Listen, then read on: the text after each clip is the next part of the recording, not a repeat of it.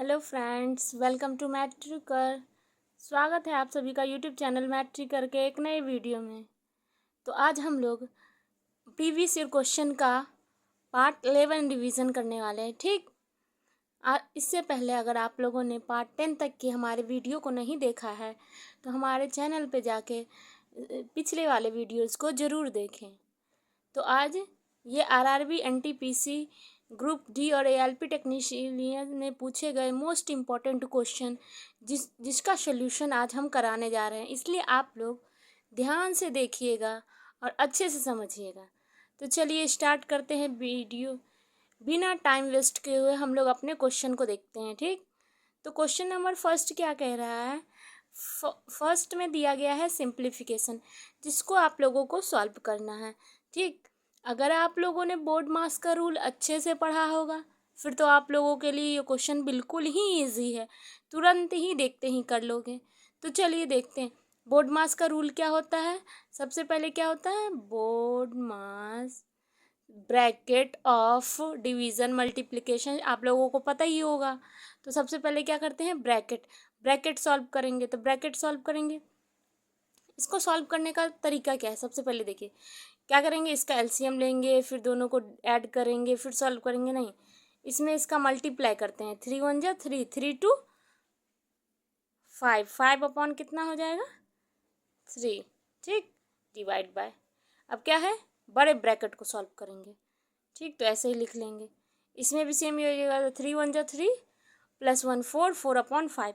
अगर 1 की जगह 2 होता फिर क्या करते, सेम यही होता। ठीक, 4 अपॉन 3 डिवाइड बाय 3 1 जा 3 2, 5 अपॉन कितना होगा 3।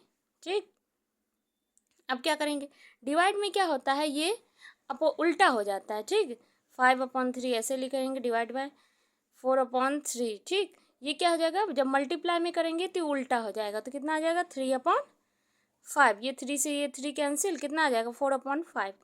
ठीक, 4 अपॉन 5 अपॉन 3, ये 4 अपॉन 5 बचा है, यहाँ डिवाइड हटा के मल्टीप्लाई लगाएंगे तो कितना आ जाएगा 5 अपॉन 4। तो आंसर कितना हो जाएगा, 5 5 जा 25 एंड 3 4 जा 12। तो 25 अपॉन 12, ये कौन सा ऑप्शन सही है, option D is the right answer. आप लोगों को आया समझ में, आई होप समझ में आ रहा हो। क्या किया है हमने, सिर्फ पहले इसको सॉल्व, सबको सॉल्व कर दिया। डिवाइड को जब मल्टीप्लाई में कन्वर्ट करेंगे तो साइन क्या हो जाएगा, उल्टा हो जाएगा। तो हमारा आंसर कितना आ जाएगा 25 अपॉन 12, राइट। तो चलिए देखते हैं दूसरा क्वेश्चन। तो सेकेंड क्वेश्चन में क्या पूछा गया है, ये दिए गए हैं कुछ डाटा दिया गया है और संख्याओं के माध्य का मीडियन ज्ञात करना है। ठीक, मीडियन फाइंड करना है माध्य का। ये आरआरबी एनटीपीसी का 2016 का क्वेश्चन है। ठीक, शिफ्ट सेकेंड का। तो क्या करना है, माध्य का ज्ञात करना है। एकदम ही इजी क्वेश्चन है।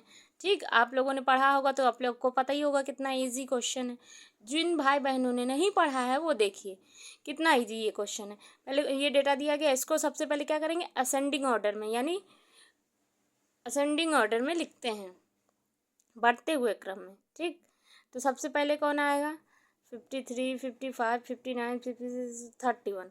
सबसे पहले क्या आएगा 31, देन 53, देन 55, देन 56, देन 59, और कोई है नहीं, 61, देन 69। ठीक, 1 2 3 4 5 6 7, 1 2 3 4 5 6 7।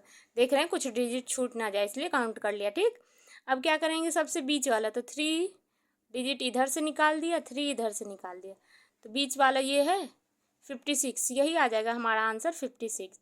तो B is the right answer, option B is the right answer. ये कैसे समझ में आया 56, अगर यहाँ पे 2 डिजिट बीच में बच जाता तो क्या करते हैं, तो दोनों को ऐड कर देते हैं और 2 से डिवाइड कर देते, आ जाता आंसर। ठीक, अगर 3 3 नहीं तो एक इधर से कटा, एक इधर से, फिर इधर से, फिर इधर से, फिर इधर से, फिर इधर, जैसे आप लोगों को सही लगे, इजी लगे। ठीक, आया समझ में। तो ध्यान से देखिएगा अगला क्वेश्चन। तो अगले क्वेश्चन में क्या दिया गया है, क्वेश्चन नंबर 3 में पूछा गया, उस समांतर श्रेणी का 9वां पद ज्ञात कीजिए जिसका पहला पद 5 और सर्वांतर 4 है। ठीक, 9वां पद फाइंड करना। ये आरआरबी एनटीपीसी का 2021 का क्वेश्चन है, स्टेज फर्स्ट का क्वेश्चन है। ठीक, क्या दिया गया है, नवा पद बताना है और पहला पद और सर्वांतर दिया गया है। तो इसका फॉर्मूला क्या होता है, इसका फॉर्मूला होता है an equal a plus n minus one into D. ठीक, इसका फार्मूला आप लोग कहीं नोट कर लीजिएगा, ये इसका फार्मूला होता है। जब समांतर श्रेणी का कोई क्वेश्चन होता है और कोई पद निकालना होता है तो ये पूछा जाता है, ये फार्मूला होता है। यहाँ पे ए क्या दिया गया है, ए दिया गया है 5, ए दिया गया है कितना 5, डी दिया गया है 4 एंड एन दिया गया है 9, क्योंकि 9वां पद निकालना। ठीक, तो चलिए रखते हैं।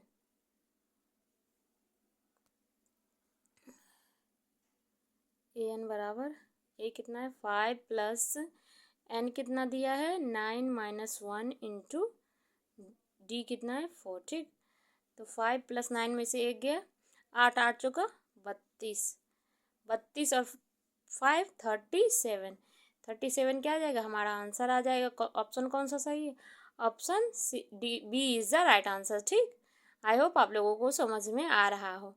ठीक, क्या किया, पहले फार्मूला रखा, उसमें जो दिया गया पुट कर दिया, वैल्यू निकाल लिया। ठीक, तो चलिए देखते हैं नेक्स्ट क्वेश्चन। क्वेश्चन नंबर 4 में क्या पूछा गया है, पूछा गया है किसी घन के प्रत्येक किनारे की लंबाई 2.6 सेंटीमीटर हो तो घन की पूर्ण पृष्ठीय क्षेत्रफल सेंटीमीटर स्क्वायर में फाइंड करना। ठीक, क्या दिया है, किसी घन के प्रत्येक किनारों की लंबाई दी गई है 2.6 सेंटीमीटर और क्षेत्रफल निकालना है कितना सेंटीमीटर स्क्वायर में। ठीक, ये आरआरबी एनटीपीसी का CV2 को स्टेज 2 का क्वेश्चन है, यानी मेंस में पूछा गया क्वेश्चन है। ठीक, 2022 का क्वेश्चन है। ठीक, तो चलिए देखते हैं।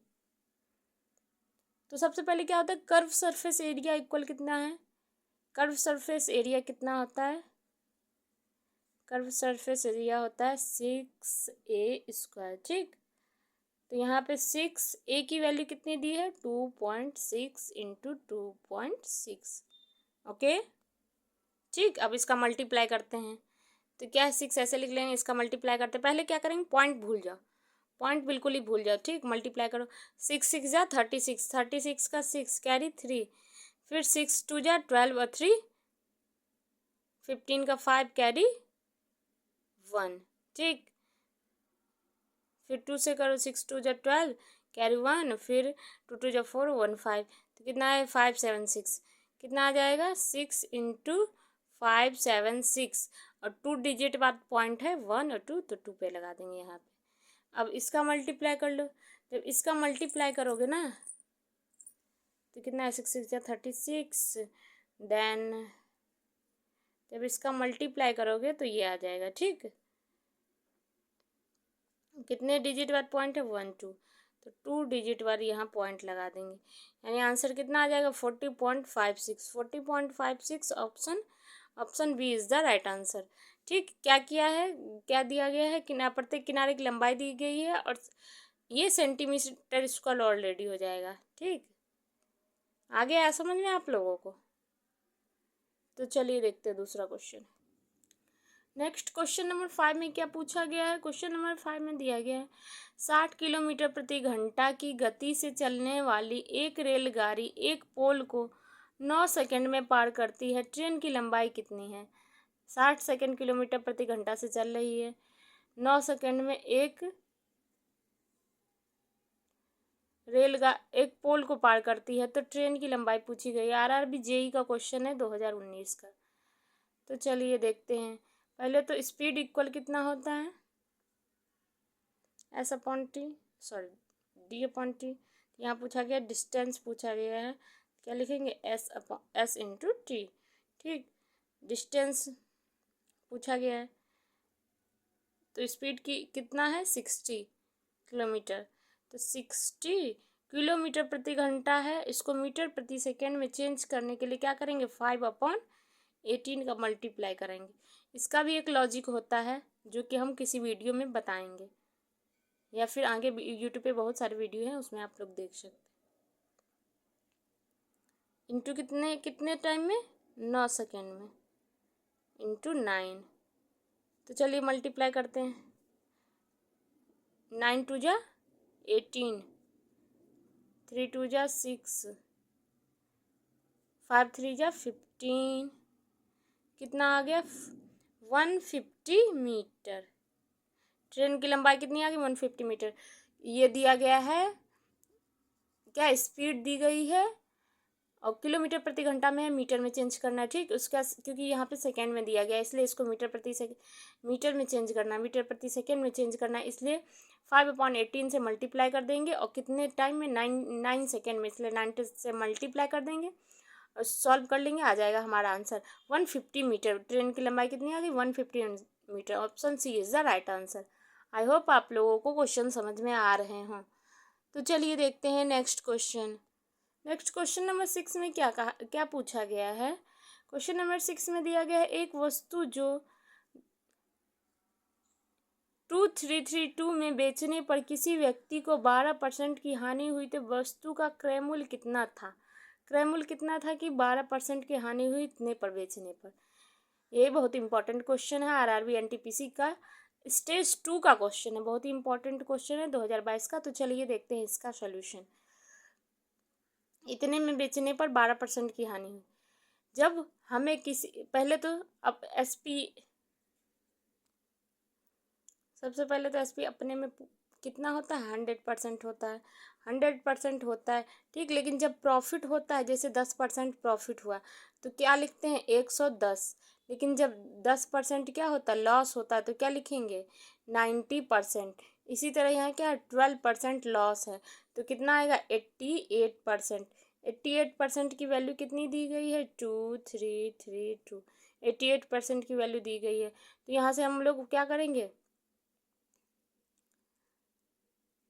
88% की दी गई है वैल्यू, ठीक। यहाँ से 1% की यहाँ से वैल्यू निकाल लेंगे, यहाँ से 1% की निकालेंगे, 100 से मल्टीप्लाई कर देंगे तो आ जाएगा आंसर। तो इस क्या करेंगे 233 इसको डिवाइड कर देंगे 88 से और 100 से अगर मल्टीप्लाई कर देंगे तो हमारा आ जाएगा आंसर, ठीक। तो डिवाइड करते हैं, सबसे पहले इसको करें कितने से 4 से 22 और 4 से कितना आ जाएगा 25। अब कितने से 11 से करके देखें, चलिए देखते हैं। 11 2 जा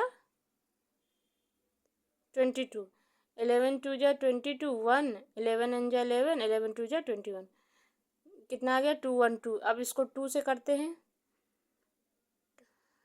10 6, कितना आ गया 106 इंटू 25, 25 6 जा 0 50, 150, 150 का 0 और यहाँ है 15 का 5 कैरी 1 25 और 126, कितना आ गया 2650। ये हमारा कितना आ गया आंसर। ये वस्तु का क्रय मूल्य था, इतने पे बेचा था उसने जब उसे 12% की हानि हुई। तो ऑप्शन कौन सा सही है, option B is the right answer, option D is the right answer. I hope आप लोगों को क्वेश्चन समझ में आ गया हो। क्या किया हमने कितने परसेंट 12% की हानि हुई है तो यानी 88% की वैल्यू इतनी दी गई है। अब हमसे पूछा गया है मूल्य, तो इसका 1% का निकाल लेंगे 100 से, क्योंकि आप 100% होता है तो 88 से डिवाइड करके अगर 100 से मल्टीप्लाई कर देंगे तो हमारा आंसर आ जाएगा। वही किया हमने, ठीक। नेक्स्ट क्वेश्चन की ओर बढ़ते हुए हम लोग देखते हैं अगला क्वेश्चन। अगला क्वेश्चन में क्या पूछा गया है, पूछा गया है एस आर से 7 वर्ष छोटा है, यदि उनकी आयु का अनुपात 7:9 हो तो एस की आयु कितनी होगी। बहुत ही इंपॉर्टेंट क्वेश्चन है, आरआरबी ग्रुप डी में पूछा गया है, 2018 का क्वेश्चन है, शिफ्ट सेकेंड। एस आर से 7 वर्ष छोटा है, दोनों की एस और आर एज कितना है 7:9, क्या है 7 वर्ष छोटा है, ठीक। इन दोनों के एज के बीच का डिफरेंस कितना है 7 - 2 है, ठीक। दोनों के कितना दिया है, छोटा कितना है, मतलब एज डिफरेंस यहाँ दिया है 7, यहाँ 2 है तो 2 = 7 हो जाएगा। 1 = कितना हो जाएगा 7/2, ठीक। अब पूछा गया है एस की आयु कितनी है, तो एस की आयु यहाँ पे कितनी दी गई है, एस की आयु दी गई है 7, ठीक। अब 7 का अगर इसमें मल्टीप्लाई कर दे तो आ जाएगा आंसर 7, जो वैल्यू आया 7/2, तो कितना आ जाएगा 7 7 जा 49/2। देखिए 49/2 ऑप्शन में है, नहीं है, तो क्या करेंगे और डिवाइड करेंगे तो कितना 2 9 8 का कितना आ जाएगा 4, और कितना आ जाएगा 24.5 वर्स। कौन सा ऑप्शन सही है? Option D is the right answer. I hope आप लोगों को समझ में आ रहा है क्या किया है। SR से 7 वर्ष छोटा है, इन दोनों के एज डिफरेंस कितना है 2, 2 इक्वल हो गया 7, तो 1 इक्वल हो जाएगा 7/2, ये 1 इक्वल 7/2 हो गया।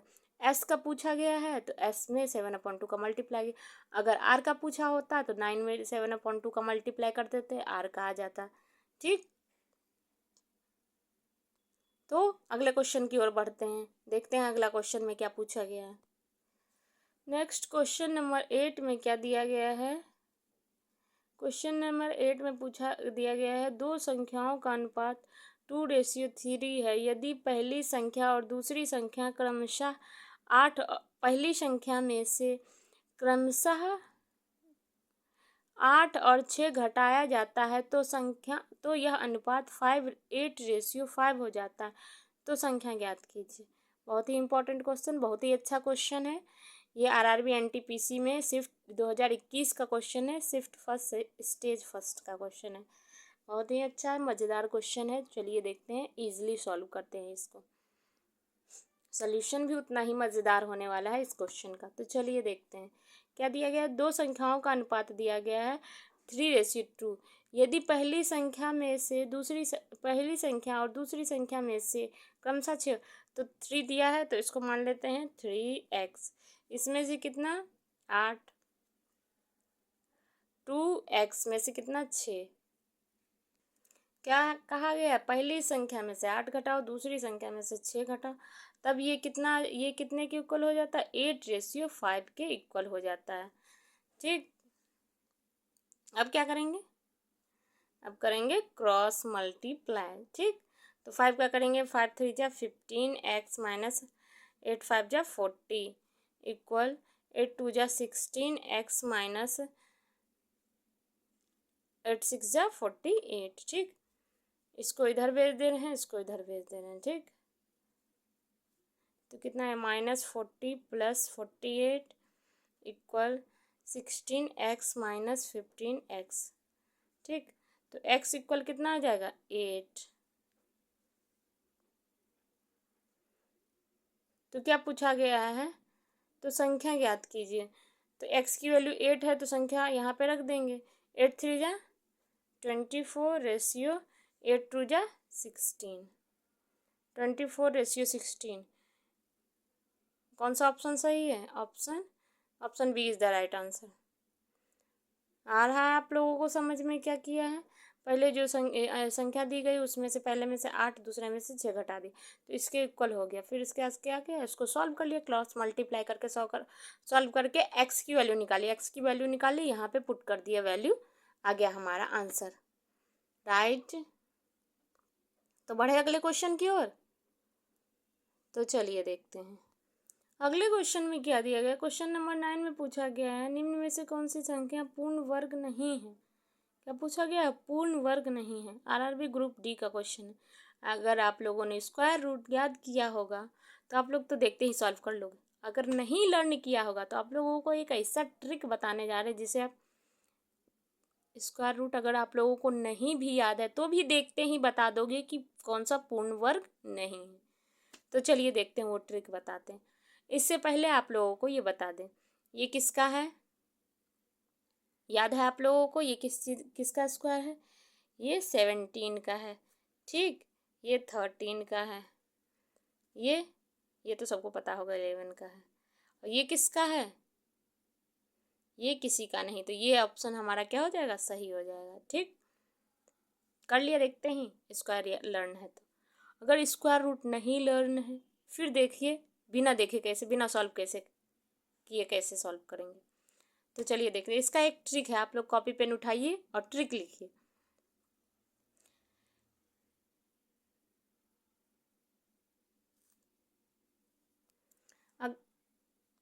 अगर कहीं पे किसी भी संख्या में जिसका इकाई का अंक क्या हो 2, 3, 7, 8, ठीक, ये याद कर लीजिए आप लोग। कहीं पे भी किसी भी स्क्वायर रूट में या कहीं पे भी कोई भी जिसमें क्या हो इकाई का अंक 2, 3, 7, 8 हो तो क्या होगा, वो पूर्ण वर्ग नहीं होगा। ठीक, 2, 3, 7, 8 याद कर लीजिए आप लोग। ये अगर कहीं होगा इकाई के अंक में तो यहाँ क्या है 2, इसलिए यह पूर्ण वर्ग नहीं होगा। कहीं पे भी इकाई के अंक में 2, 3, 7, 8 होगा तो वो पूर्ण वर्ग नहीं होगा। ठीक, लगा मज़ेदार क्वेश्चन? बिना देखे ही, बिना सॉल्व किए, बिना पेन उठाए हम लोगों ने आंसर क्या है बता दिया इस क्वेश्चन का। तो चलिए देखते हैं नेक्स्ट क्वेश्चन। नेक्स्ट और लास्ट क्वेश्चन देखते हैं। क्वेश्चन नंबर 10 में क्या दिया गया है और क्या पूछा गया है हमसे। तो 25 वस्तुओं का विक्रय मूल्य दिया गया है 20 वस्तुओं के क्रय मूल्य के बराबर है। 25 का विक्रय मूल्य 20 के क्रय मूल्य के बराबर है तो प्रतिशत हानि ज्ञात करना है। ये रेलवे एनटीपीसी का क्वेश्चन है, शिफ्ट थर्ड का 2021 का क्वेश्चन है। ठीक, बड़ा ही मज़ेदार क्वेश्चन है। चलिए देखते हैं इसका सोल्यूशन भी मज़ेदार होगा।